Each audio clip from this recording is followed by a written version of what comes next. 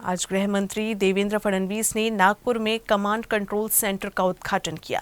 इस दौरान अपने वक्तव्य में उन्होंने कहा कि अब नागपुर पुलिस की नजरों से कोई अपराधी नहीं छूटेगा।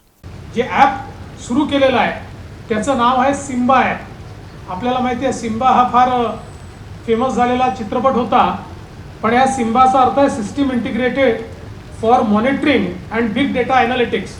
अशा प्रकारचा सिम्बा ॲप आहे की ज्याच्यामध्ये आपल्याला सगळ्या प्रकारचं फेशियल रिकग्निशन देखील करता येणार आहे आणि या ठिकाणी एखादा व्यक्ती हरवलेला असेल, पळालेला असेल, क्रिमिनल असेल, कुठल्याही प्रकारच्या व्यक्तीला शोधायचं असेल कुठल्या तरी कॅमेऱ्यात तो येईलच।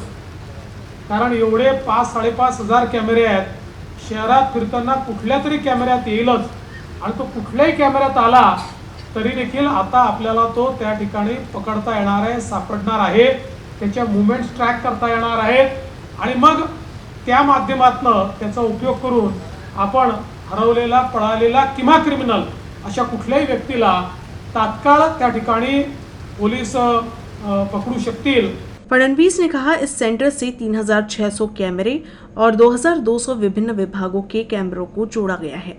फेशियल रिकॉग्निशन, आर्टिफिशियल इंटेलिजेंस जैसे चीजों के साथ इसमें क्राइम जीपीटी भी रहेगी, जिससे किसी भी क्रिमिनल के विषय में कोई भी जानकारी कुछ सेकंड में सामने आ जाएगी। वहीं चोरी फ्रॉड के मामलों में पुनः प्राप्त किया हुआ सामान, पैसे भी तुरंत उचित व्यक्ति के पास लौटाया जाएगा।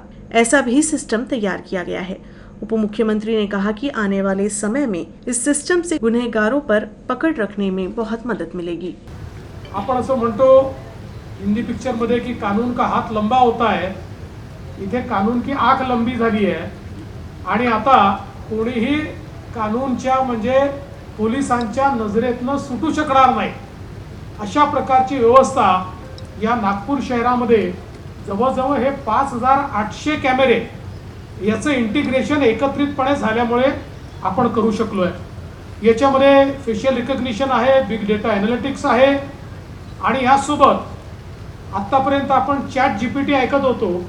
आर्टिफिशियल इंटेलिजन्समध्ये चॅट जीपीटीचं मॉडेल असं आहे की त्याला काही विचारलं तर जगभरातली माहिती इंटिग्रेट करून त्या ठिकाणी आपल्याला उत्तर मिळतं।